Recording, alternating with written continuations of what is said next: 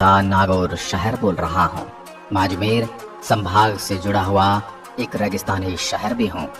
मैं अपने कई ऐतिहासिक किले और मंदिरों के कारण विश्वविख्यात हूँ, जो अपने गौरवशाली इतिहास को बखूबी दर्शाता हूँ। मेरे यहाँ का कुचामन किला दुनिया का सबसे खतरनाक किला है, जहाँ जाने के लिए आपको गाड़ी उल्टे चलानी पड़ेगी।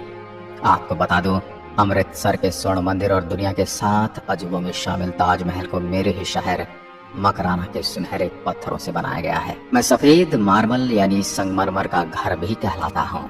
भारत में कई महान मंदिरों का निर्माण मेरे ही इन पत्थरों के द्वारा किया गया है।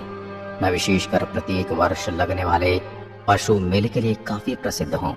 मेरे इस मेले में हर साल काफी संख्या में पर्यटक भी मुझे और मेरे यहाँ की संस्कृति को निहारने आते हैं।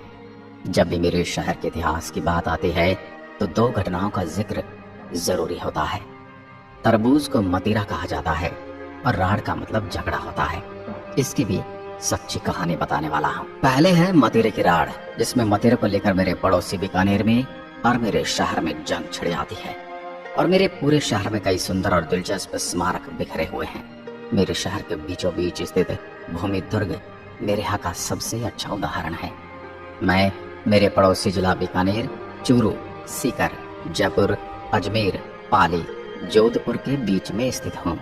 मैं राजस्थान का 5वां सबसे बड़ा जिला हूँ।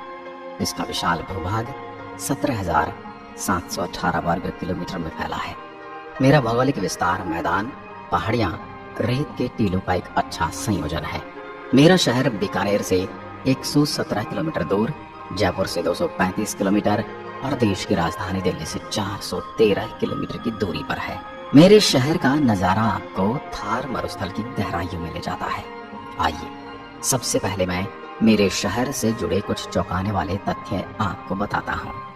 क्या आप जानते हैं कि बादशाह अकबर के नवरत्नों में से बीरबल, अबुल फजल, फैजी मेरे शहर नागौर से आते थे और राज्यों और सियासतों के विलय से पहले मैं तत्कालीन जोधपुर राज्य का हिस्सा हुआ करता था। स्वतंत्रता के बाद मुझे देश में उस स्थान के रूप में चुने जाने का सम्मान मिला, जहां से 2 अक्टूबर 1959 को भारत के पहले प्रधानमंत्री स्वर्गीय जवाहरलाल नेहरू द्वारा लोकतांत्रिक विकेंद्रीकरण प्रक्रिया शुरू की गई थी। मैं नागौर राजस्थान के सबसे बड़े जिलों में से एक हूँ। आपको बता दूं, मेरे शहर में 14 तहसील मुख्यालय हैं। मैं लोकसभा क्षेत्र भी हूँ, जहाँ के वर्तमान सांसद हनुमान बेनीवाल हैं।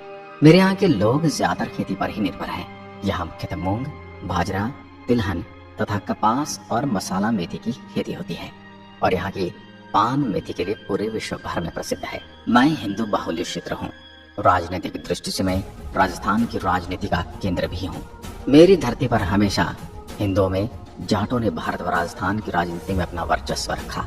मेरे यहाँ की जाट की बेटी कर्माबाई ने अपनी भक्ति के दम पर श्री कृष्ण को खिचड़ी खाने बुला लिया था।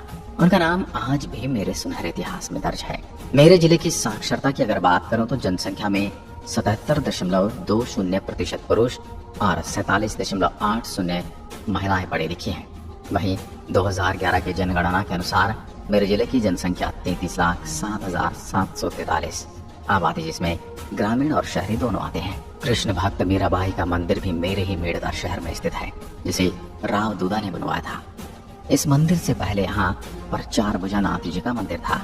इस मंदिर में हमेशा मेरे यहाँ के चमार जाति के पुजारी ही पूजा करते हैं। यहाँ हर साल एक विशाल मेला भरता है। अब मैं बात करूंगा मेरे शहर के मुख्य झीलों के बारे में। मेरे शहर में सबसे ज्यादा खारे पानी की झीलें हैं। यहाँ के कुचामन और डीडवाना के खारे पानी की झीलों में नमक बनता है। यह नमक बनते हुए देखना काफी रोमांचक होता है। आप जब भी मेरे शहर आए तो इन खारे पानी की झीलों पर जरूर जाएं।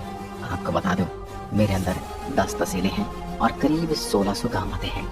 मेरे यहाँ के ताउसर गांव की पान मेथी, भड्डू गांव की जूतियां, बरुण गांव की बकरियां पूरे भारत में मशहूर हैं। मैं मुख्यतः मेलों की धरती के लिए भी जाना जाता हूँ। मेरे यहाँ दादीज ब्राह्मणों की कुलदेवी दधिमती माता का यहाँ पर विशाल मंदिर है, जहाँ हर साल मेला लगता है। इसके अलावा लक्ष्मी नारायण मूला का मेला, शिव बलदेव राम मेड़ता पशु मेला, तेजाजी का मेला और बाबा रामदेवरा का पशु मेला भी यहाँ का मुख्य आकर्षण केंद्र है। मेरे शहर को लोह नगरी भी कहा जाता है। मेरे यहाँ पर किसानों द्वारा सिंचाई के लिए इंदिरा गांधी नहर का उपयोग किया जाता है। मेरे प्यारे लोगों का परिधान और उनकी भाषा ठेठ राजस्थानी होती है। आपको बता दूं, अक्टूबर 1993 में मेरे दो शहरों मेड़ता सिटी और मेड़ता रोड के बीच पहली रेल बस सर्विस शुरू की गई थी, जिसका नाम था इजरा। इजरा थी तो बस, लेकिन चलती थी पटरियों पर। मेरे यहाँ की ये रेल बस सर्विस पूरे भारत में अनोखी थी। भगवान शिव का अवतार माना जाने वाले वीर तेजाजी का जन्म भी मेरे नागौर के नागवंश जाट घराने में हुआ था। कहते हैं कि चोरी की हुई गाय को बचाने के लिए जब तेजाजी युद्ध करने जा रहे थे, एक सांप उनको आग में जलता हुआ दिखाई दिया। उन्होंने सांप को बचा लिया, लेकिन वह सांप जोड़े से बिछड़ जाने के कारण बहुत ज्यादा गुस्से में था। उसका गुस्सा शांत करने के लिए तेजाजी ने पहले गाय को बचाया और फिर अपनी जीभ पर सांप से कटवाया, जिसके बाद उन्हें सांपों के देवता के रूप में पूजा जाने लगा। आज भी मेरे शहर के खरनाल गांव में तेजाजी की एक विशाल मूर्ति बनी हुई है और वहां पर मेला लगता है, जिसमें दुनिया भर से लोग आते हैं। मेरे यहाँ के बैल अपने ऊंचे कदकाठी के लिए पूरे भारत में मशहूर हैं। देश विदेश में भी आपको ऐसे सुंदर, विशाल और ताकतवर बैल कहीं नहीं मिलेंगे। मेरे इतिहास की अगर मैं बात करूं तो मेरे नागौर का पुराना नाम अहिछत्रपुर था। इसका अर्थ है नागों की छत्र छाया में बसा हुआ नगर। मेरे इस नगर की स्थापना नागवंशी राजाओं ने की थी। यहाँ पहले शेषनाग और बाद में वासुकीनाग का शासन हुआ। उस समय यहाँ पर बड़ी बड़ी झीलें हुआ करती थी, जिनमें सुंदर जल महल थे। लेकिन महाभारत काल में कुरुवंश, आर्य और नागवंशों के बीच भयानक युद्ध हुआ था। इससे नागवंश कमजोर होता चला गया। बाद में यहाँ चौहान आए और उन्होंने अहिछत्रपुर को जीत लिया। चौहानों ने इस क्षेत्र का नाम शाकंभरी भी रखा, जो उनकी कुल देवी माँ थी। लेकिन वक्त बीतने के साथ ही नागवंशी राजा फिर से सत्ता में आ गए और उन्होंने मेरी इस रियासत का नाम नागौर रख दिया।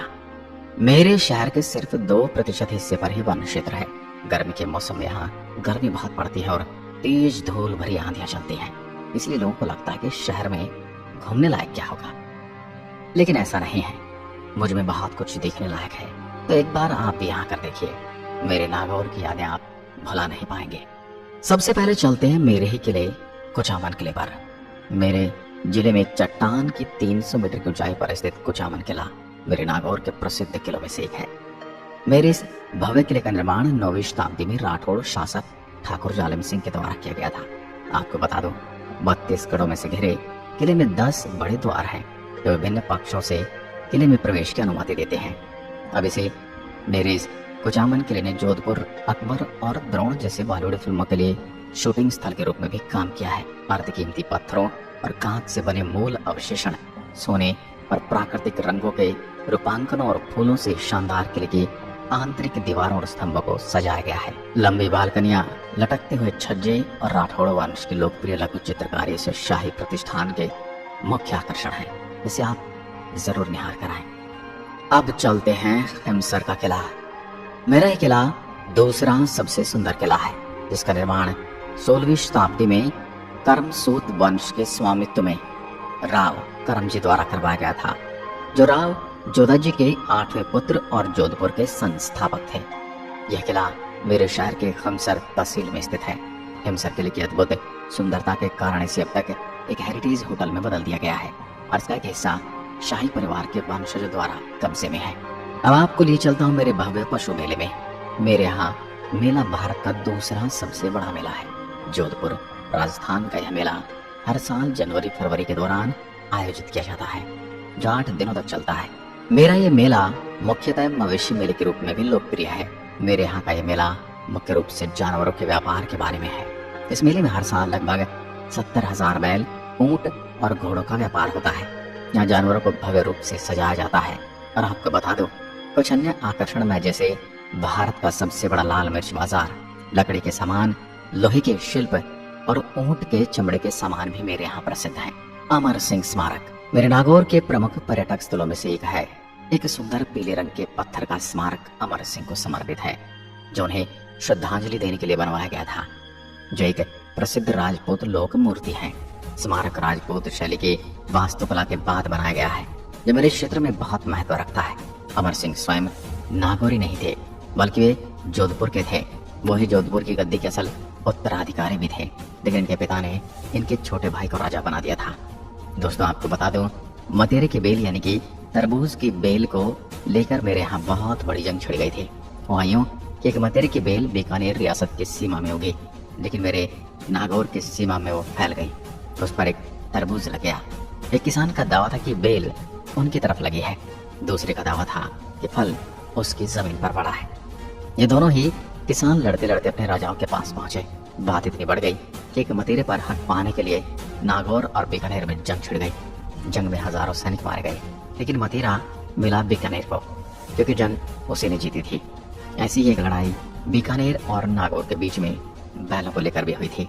लेकिन इस घटना के बाद मुगल अमर सिंह से नाराज हो गए, क्योंकि अमर सिंह ने युद्ध बिना शाहजहां को बताए लड़ा था। शाहजहां ने अमर सिंह को दरबार में बुलाया। अब भरे शाहजहां के दरबार में जब अमर सिंह पहुंचे तो उनके वजीर सलावत खान ने अमर सिंह को गंवार कह दिया। अब ये सुनकर उनका खून उबल गया और उन्होंने गुस्से में तुरंत कटार निकाली और सलावत खान के सीने में घोंप दी। ये नजारा देखकर एक बार तो शाहजहां भी घबरा गया।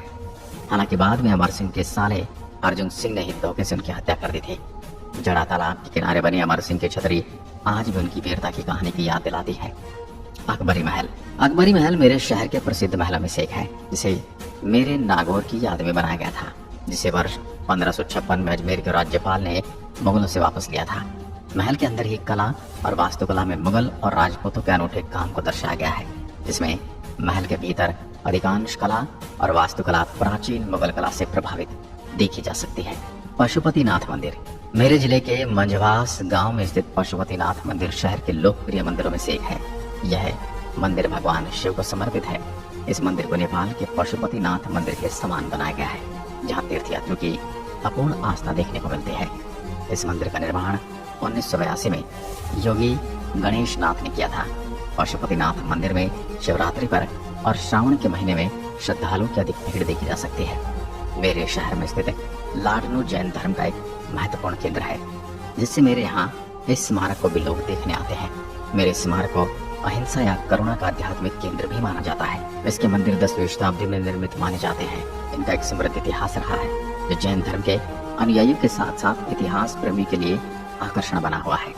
इसमें जैन विश्व भारती विश्वविद्यालय भी शामिल है, जो आध्यात्मिकता और शुद्धि के लिए जैन धर्म का एक प्रसिद्ध केंद्र है। अब आपको लिए चलता हूँ खुली हवाओं से सजे सैंड ड्यून विलेज।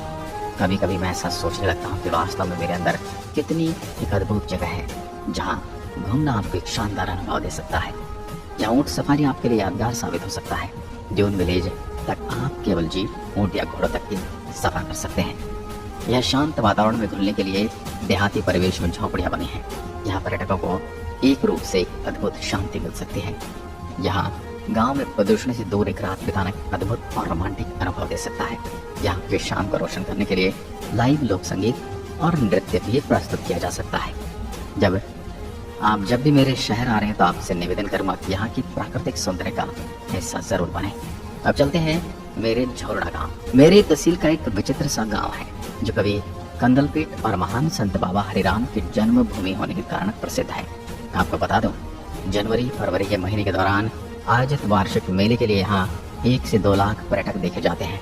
मेरे यहाँ गांव बाबा हरिराम का घर भी था, जहाँ संत जी के जीवन के कुछ यादगार स्मारक भी देखने को मिलते हैं। तरकीन दरगाह। मेरे प्रसिद्ध पर्यटक स्थलों में से एक है तरकीन दरगाह, जो कि मेरे किले की दीवारों के भीतर स्थित है। और अजमेर शरीफ दरगाह के बाद मेरे मुस्लिम कबीले के लिए तरकीन दरगाह महत्वपूर्ण स्थलों में से एक है।